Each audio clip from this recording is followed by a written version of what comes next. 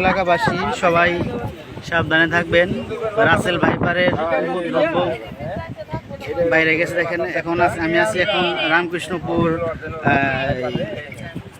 রাস্তার সামনে, একবারে পদ্মার পারে।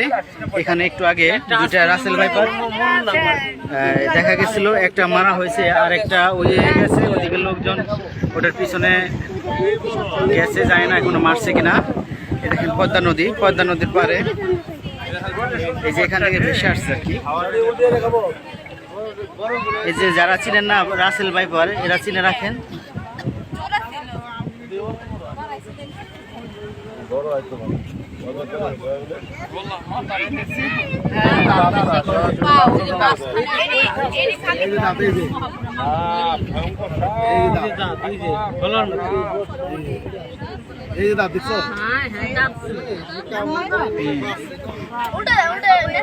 এটা মোটামুটি কথা নেব না, বেশি প্রায় কতখানি হইব? 24 ইঞ্চির মতো হইব, তাই না? 24 ইঞ্চি। হ্যাঁ হ্যাঁ হ্যাঁ।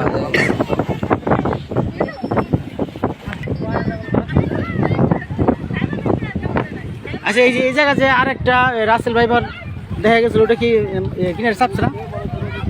হ্যাঁ, এটা হলো পানির ঢেউতে মাথা দেখা গেছিল, পরে আবার পানির দিয়ে তলাই গেছে, একটা মারা হয়েছে, মাঝখানে চলে গেছে। আচ্ছা, লোকজনের অনেক লোকজন তো এই জন্যে ওটা চাপতেছে না, হারাই গেছে কিন্তু না।